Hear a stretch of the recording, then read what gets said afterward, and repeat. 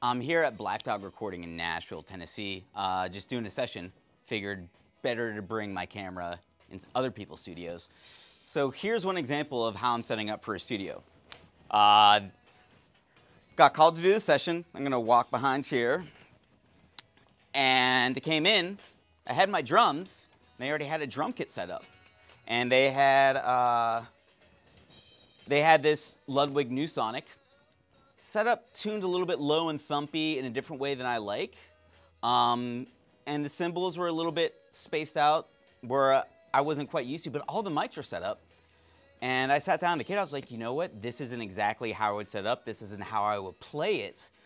But it got us up there and playing really quickly. And I guess one of the things I really like to do is like take the path of least resistance.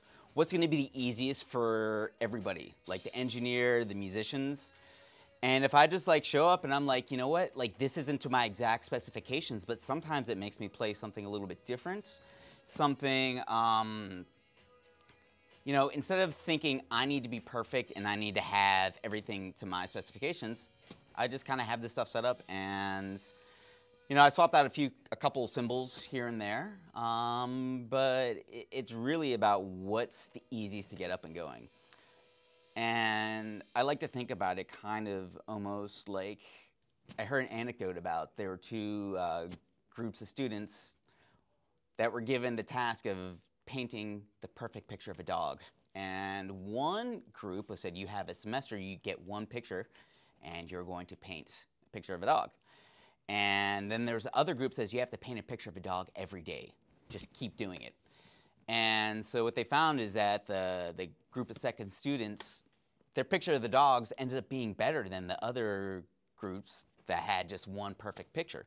And so I think about kind of sometimes recording that the same way, where instead of me just trying to shoot for perfection, be the very best, and this needs to be to my specifications, I'm like, oh, this is something that I'm not used to. This is something a little bit different, or I have to kind of do this on the fly.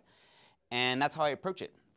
Sometimes you listen back to a session after a month or even a year, like, wow, that's really great. I didn't know I had that in me. You know, some sessions aren't that great, but if you stop thinking about, okay, I need to have everything for perfection, at least that's how I operate. I like to just show up and see what happens. So again, this is Black Dog Recording in Nashville. It's a great studio. Really like the vibe here, and really like the engineer and just the owner. So yeah, this is how this is just one method of recording.